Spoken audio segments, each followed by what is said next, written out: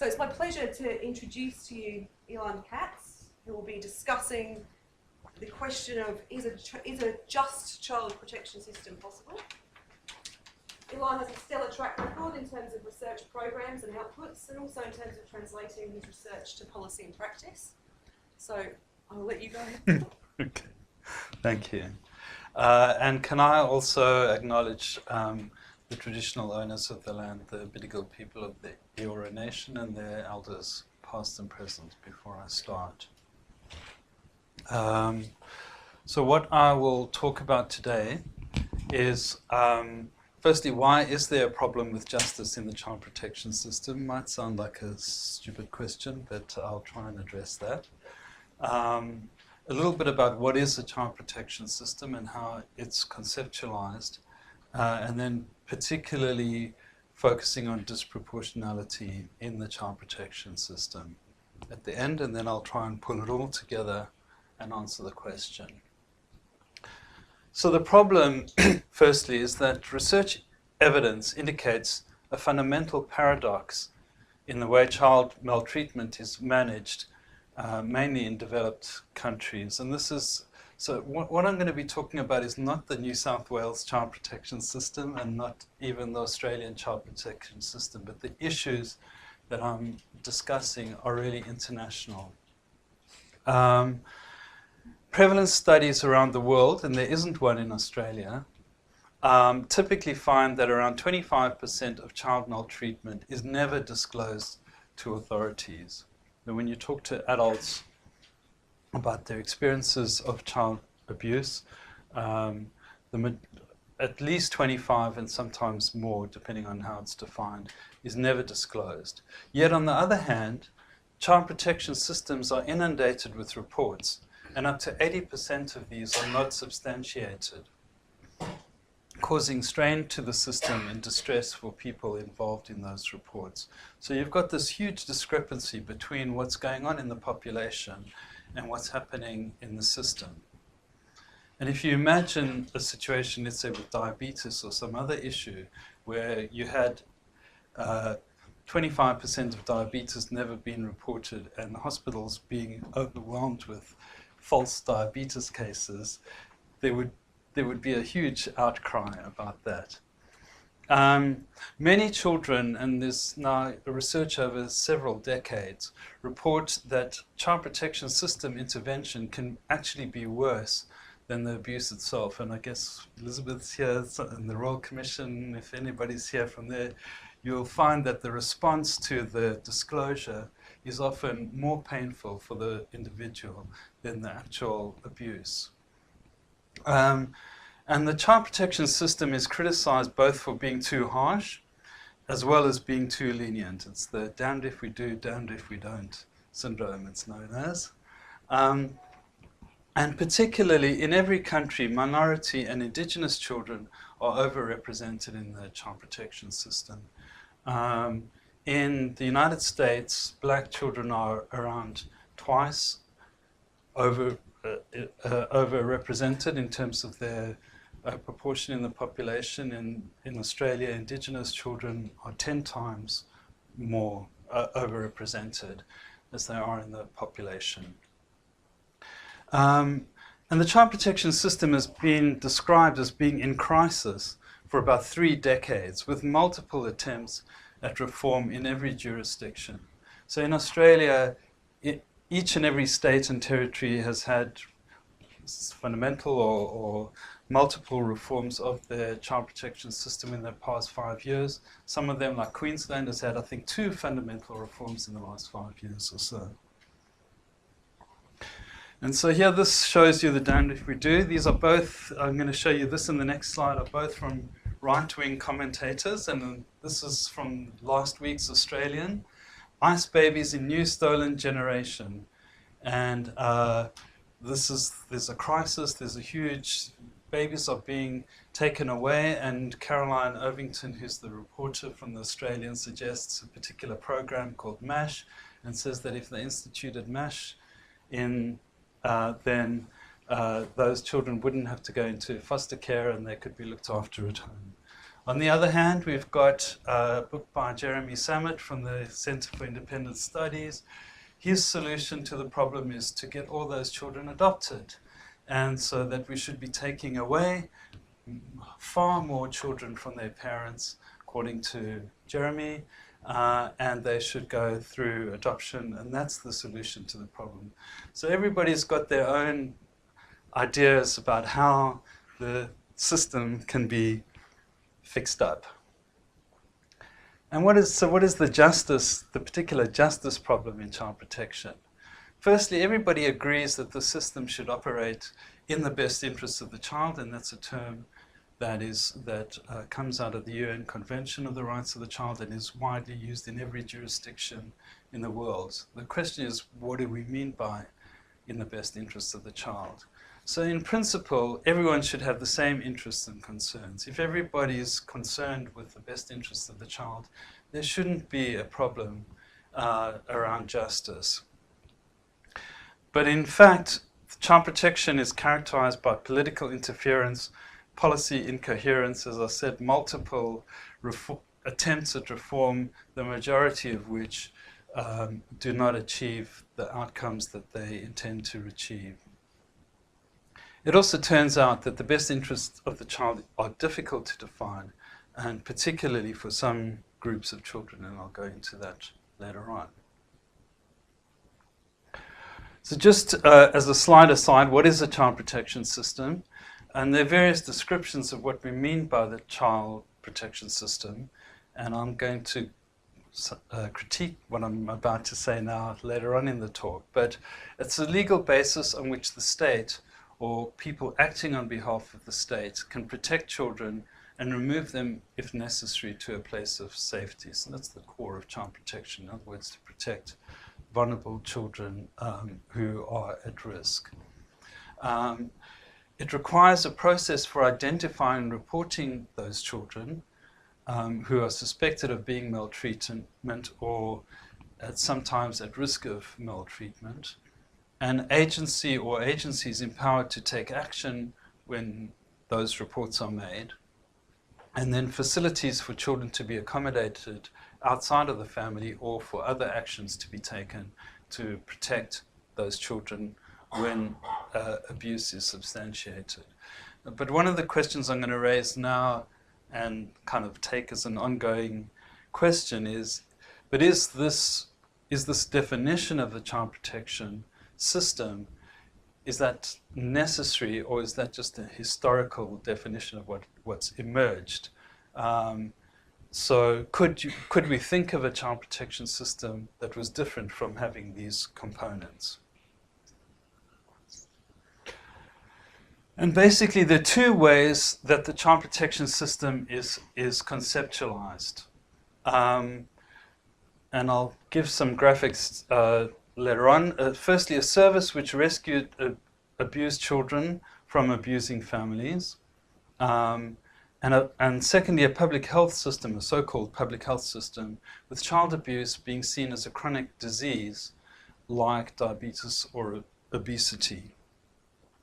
And these two separate models have different implications in terms of what we mean by justice and the kind of justice for the child. So firstly, the rescue model. In the rescue model, you have three basic actors. These are obviously ideal types, but you have a victim, you have a perpetrator, and you have a rescuer. And the role of the victim is obviously the victim. The perpetrator's role then is to be punished, or something should happen to the perpetrator, and the rescuer rescues the victim from the perpetrator, and their role is to be rewarded for that rescue. But it turns out, as I said before, that this, this basic is the basis on which statutory child protection operates, in fact. So the state intervenes. The state is the rescuer, which intervenes in cases where children are victims and protects them from the perpetrator, similar to the criminal justice system. And the statutory child protection system has this as its basis. But as I said before, this doesn't work in various ways because children aren't necessarily grateful to being rescued in the system. It turns out that parents aren't necessarily perpetrators in quite the same way as the criminal justice system identifies them, or the statutory child protection does. And the rescuers aren't necessarily rescuing the child from a situation. And remember, in a rescue situation, it doesn't matter what the outcome is the rescue. What happens after the rescue isn't part of the system, and the system is not concerned about that. And so this has worried policymakers in child protection for a long time, because it's not quite the same. You know, when an ambulance takes somebody to hospital, it's not the ambulance's role to look and think about, well, what's going to happen in 5-10 years to that person. But unfortunately, in child protection, that is the responsibility. The responsibility of the state goes beyond now just rescuing children. It's actually concerned with the welfare of the children and the well-being of those children over a much longer period. So it becomes a much more complicated issue than children just thanking the state for whipping them out of dangerous situations. So the next kind of model that's been evolved there is the public health approach, and that is an inverted, usually demonstrated as an inverted triangle, with primary prevention and universal services over here. Then you get secondary prevention, so these are targeted services at vulnerable families, and tertiary intervention is where children have to be removed. And the purpose of the system, therefore, is to try and get children out of this bit of the triangle and back up to that. And so that, I think everybody knows about it, so I'm not going to go into it. But that's the kind of model that people have been trying to develop. Now, my first experience of this was, I guess, the early 1990s, when this was first proposed as the model for the child protection system. And it's been called various other things. And yet, so that's like more than 3 decades ago, I think. And systems have been struggling to get something like this going for those 3 decades. And no system really has succeeded very well. And I'll go into that. And so a number of what I call silver bullets have been proposed over the years by different people, and this is just a random sample of those. They're usually proposed by American professors who turn up in Australia and provide their particular solution, but I've already given a couple. Jeremy Sammett's one is adoption, and Caroline Irvington is this something called the MASH program.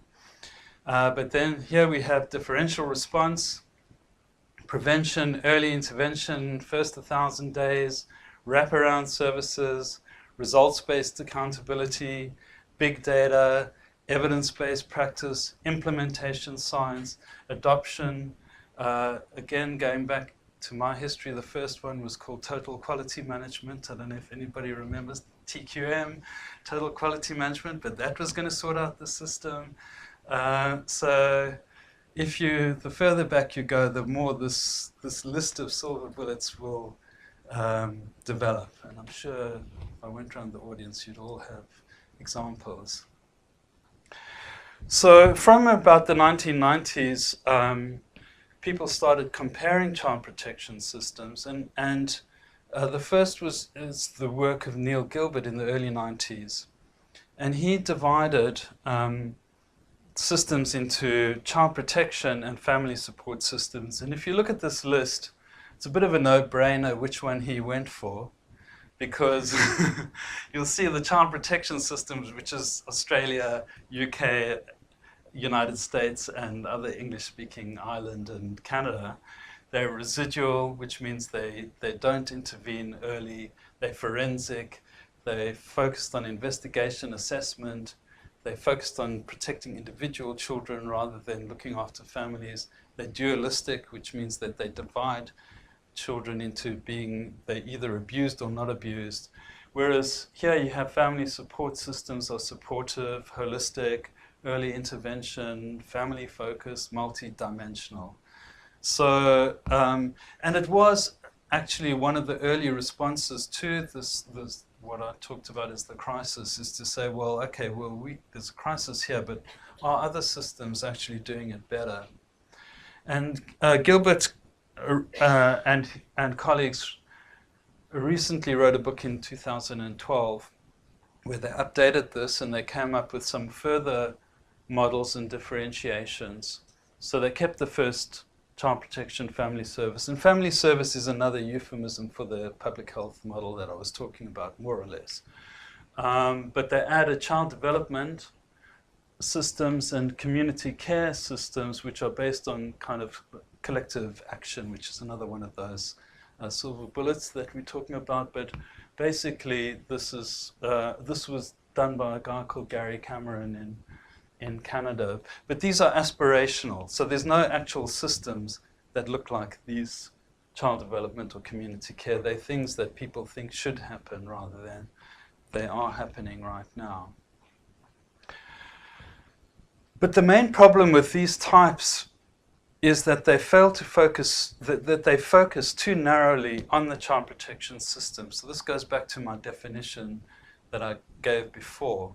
And more recent thinking acknowledges that child protection, if you think about child protection, it's not just about the child protection system, but involves a wide range of different systems. So most of the recent reforms in New South Wales and other states, for example, in Australia, try to bring in health, education, and other systems into the child protection system with varying degrees of success, by the way.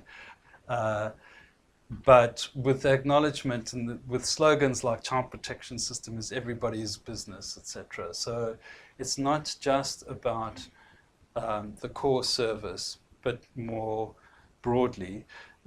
But that has other implications actually about the justice issue, because if you're talking about justice for children, therefore, you're talking about, are those children being well served by the whole of human services, not just the child protection system. And the other issue is that it's not static, it's constantly evolving in response both to internal tensions and external contexts. So the media is a huge driver of child protection, the broader social protection system, the economy. Technology is a huge issue, so there are new types of abuse emerging online, cyberbullying, etc., which didn't exist 10, 15 years ago, and the system has to deal with those. And then other systems like the health system, the criminal justice system, etc., impact on child protection. And so this is a kind of model developed by Fred Wilkson, who some of you know, and colleagues for UNICEF, which takes into account some of these much more broader issues and starts going beyond these simple typologies and looking at the normative framework. You probably can't read the social values, laws which emanate from culture, religion, and government, etc. And I have to say, I'm involved in a project at the moment with UNICEF looking at different child protection systems in Asia, and really to look at them from a family support versus child protection system that doesn't make sense, because they're dealing with issues like child marriage, sexual child labor, sexual exploitation of young kids. And so, you know, does family support really work in a situation of child labor? It's not quite, it doesn't really fit. So it only fits in sort of Western countries. And I think it's incumbent on us now to start thinking much more globally and not just focus on our own system and develop typologies based on what we think is important. So there's a different way of seeing the system, which is a balancing act between a range of competing interests and claims to justice. So I'm moving away then from this idea that child protection is just about the best interests of the child. Of course, that's an aspiration that we all should have.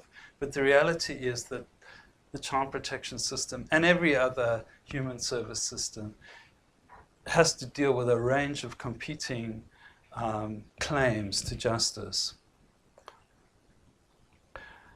So some of these competing claims are already set out between the child and the parents, or fairness for the child, fairness for the parents, fairness for the child, fairness for the community. So for example, in some of these, in countries, there's an issue of what's called harmful cultural practices and how you deal with those.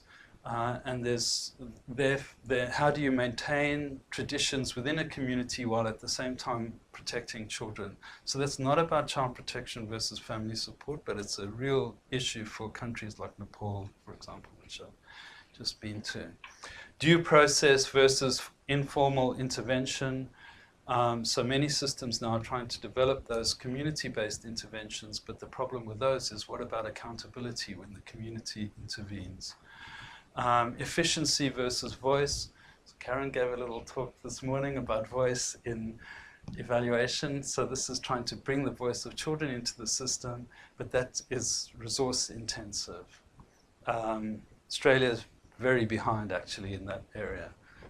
Confidentiality versus accountability, and self-determination versus consistency. So these are some of the challenges. So here's a little graphic of just showing you some of the interest groups who have a claim to justice within the child protection system. So the child in the middle, you've got politicians, the community, economics, so that is the taxpayer, I guess, is the economics bit, the culture, the evidence, professionals involved in the system, etc. And this is my colleague Marie Connolly and I, and working with others, have tried to kind of theorize this and tried to develop an alternative or slightly more complex typology of child protection system. And this is where we got to, but our thinking is moving on. So this is a kind of placeholder on the way to hopefully something more substantive. And instead of just having this continuum, we've got two continuums: individualism versus collectivism, and authoritarianism versus permissiveness.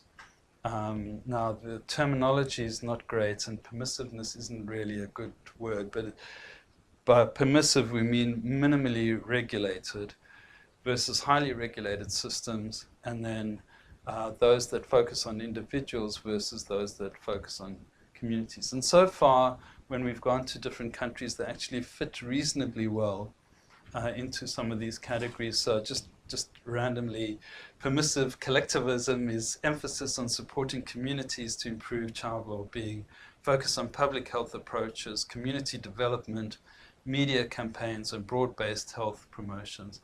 And when we went to Nepal, for example, this is really emphasized that they're struggling, whereas in Australia, Australia struggles with getting enough prevention going and moving the system towards prevention. In Nepal, they are struggling to get people to actually intervene in cases of child maltreatment, but a lot of NGOs are working in the preventive area because it's much easier. It's much easier to do a campaign than work with complex cases of child protection. The responsibility is less. So some of these systems do fit quite well, actually, into our typology, but it does need further work. So thinking about just systems, if you go here, we've got a balanced system in the middle. But is it possible to achieve a system which effectively balances the interests of community with those of individual system? It's not that easy to think about how you would do that. Is there a perfect or even appropriate level of regulation which balances all those interests?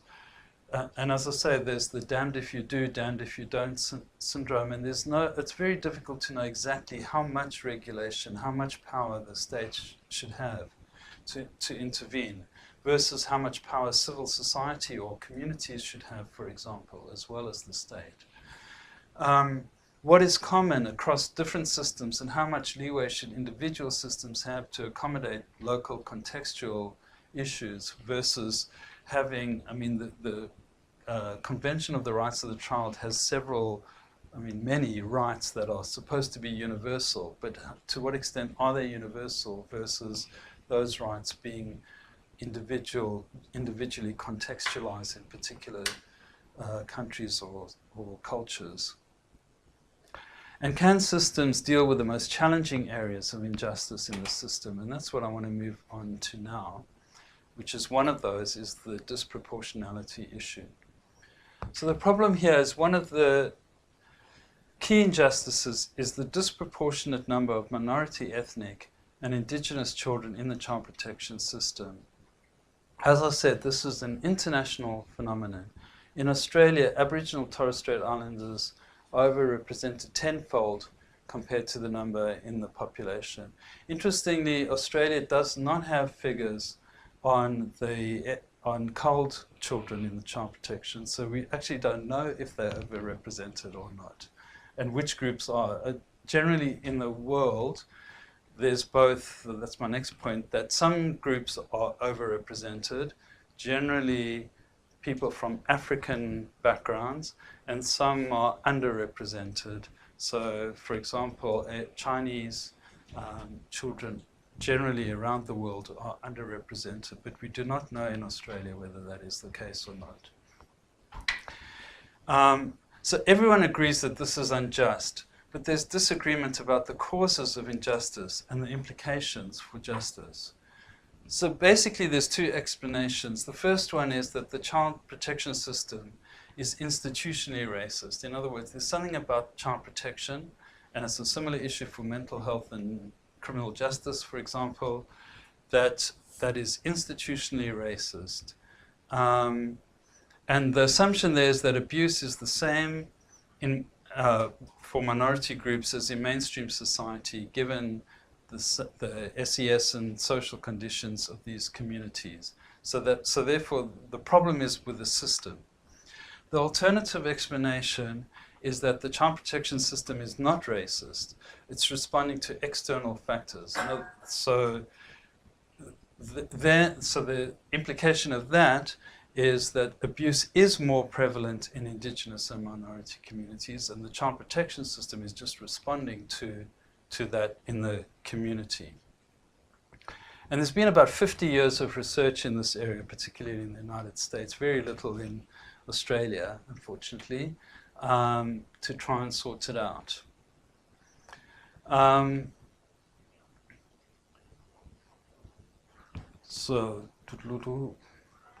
I'll go to this one first. So the theories explaining disproportionality, there are 4 kinds of theories, and they each have different explanations. So firstly, poverty and discrimination. So this is saying that there is more abuse in those communities, and that is because of higher levels of poverty, higher levels of racism, etc., which cause parental stress and fewer parental resources, and therefore higher levels of child protection. Second explanation is intergenerational trauma.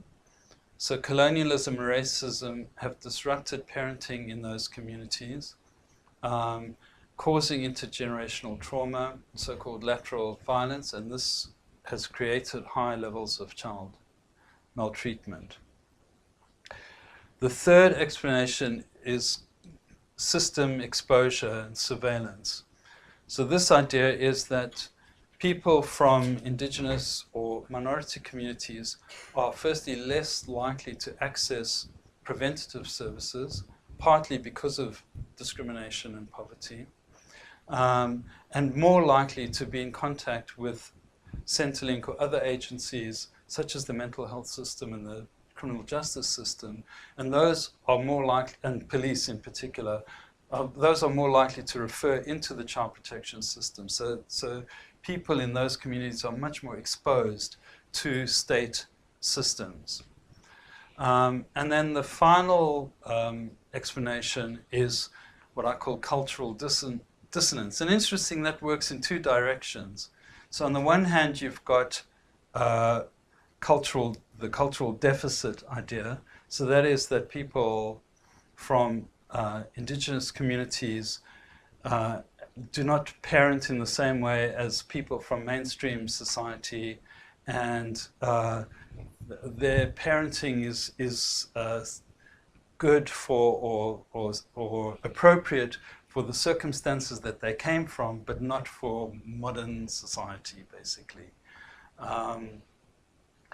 And on the other hand, you have the lack of cultural competence, which also says that parenting is different in those communities, but that blames the system and says that the system is culturally incompetent or culturally insensitive, and people working in the system are not aware of the strengths of parenting in those communities. So they start off with the same premise, that they have different ways of parenting, but the explanation is the opposite in terms of who's to blame for that causing higher levels of child protection involvement. So most of these explanations can be interpreted by different people in different ways, either blaming the system or those communities for higher levels of child protection on the one hand, or for inappropriate involvement of those communities in the system. And so, but none of those theories can adequately explain overrepresentation. So if you take poverty, it's a bit of a circular explanation, because it begs the question of why people who are poor, why should they be more in the child protection system, for example, rather than other people. So it kind of kicks the can down the road, but doesn't really explain much.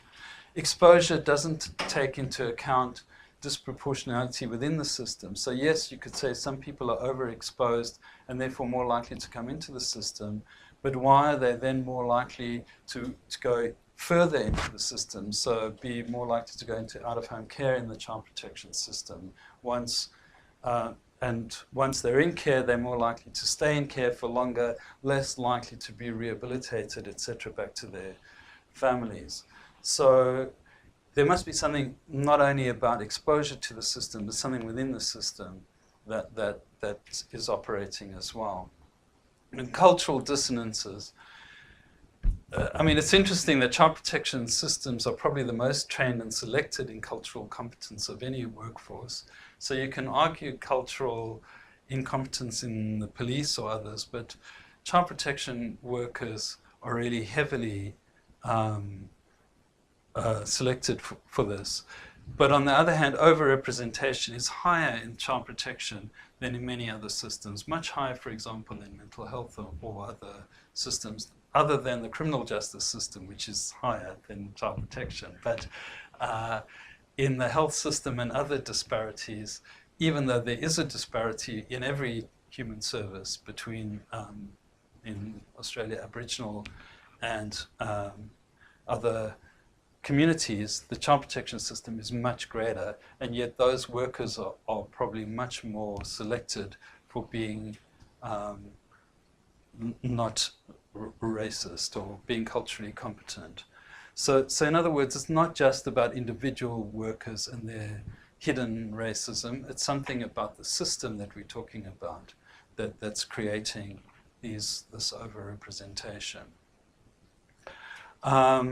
So sorry, going back to the assumptions. But also, this whole question is based on these assumptions, which is firstly that there should be.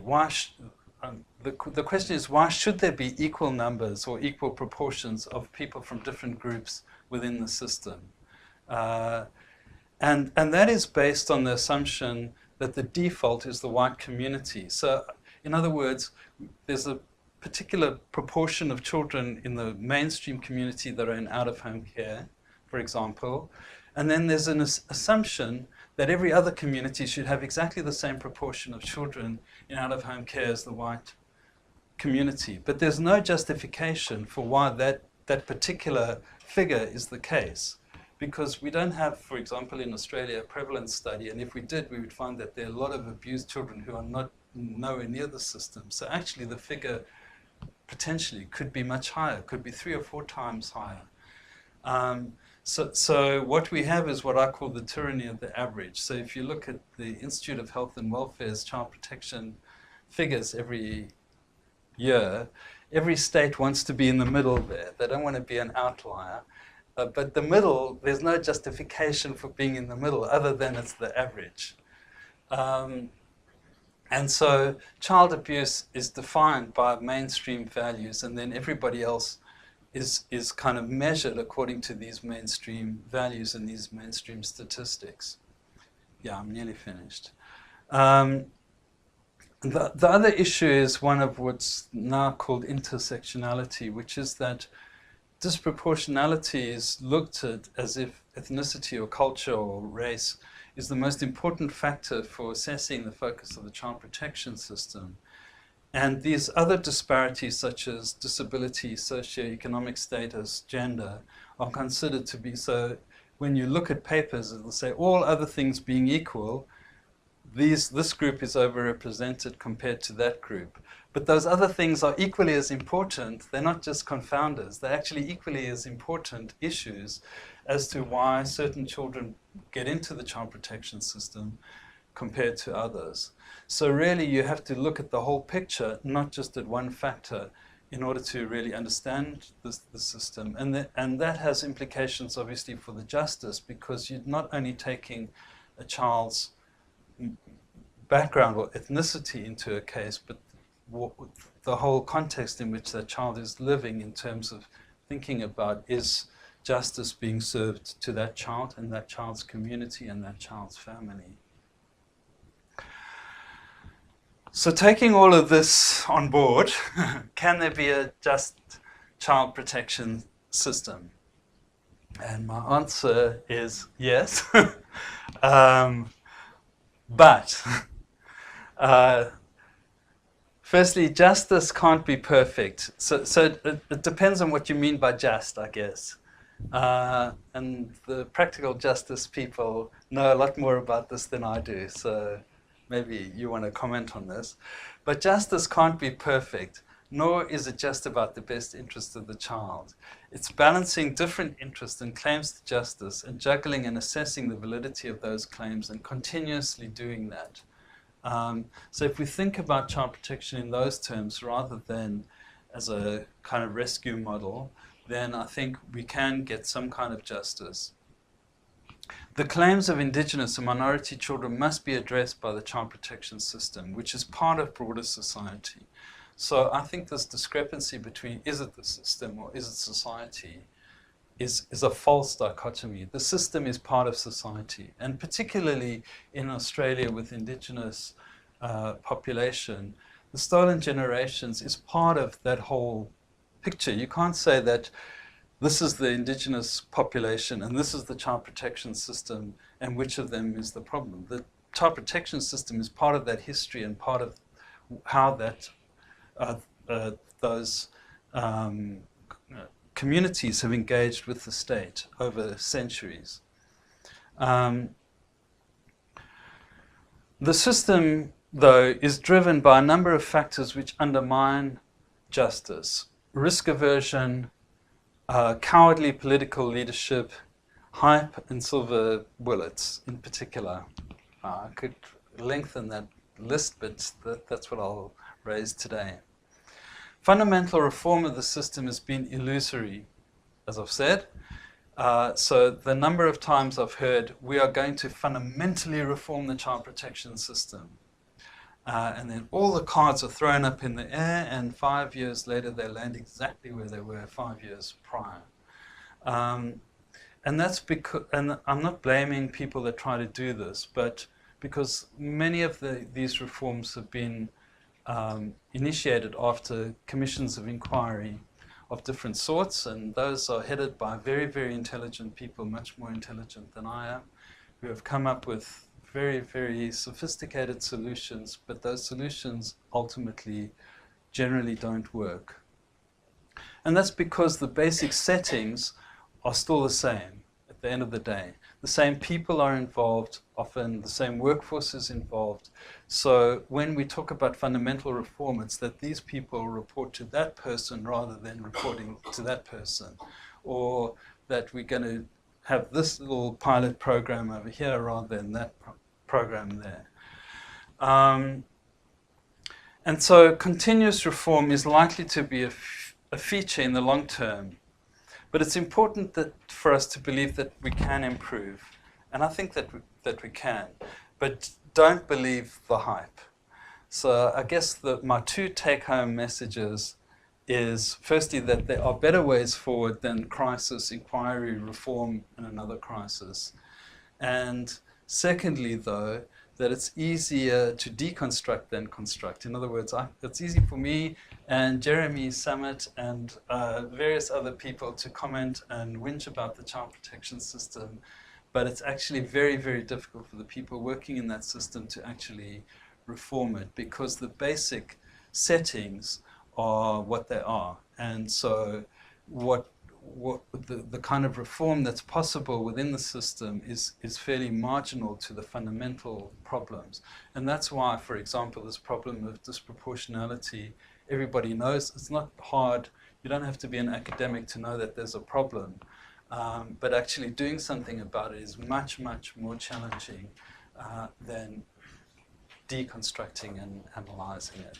So that's my hat off to the people who are actually working in the system, but even more so to the children who are caught up in the system. So this is some of the references, and that's it. Thank you. So hopefully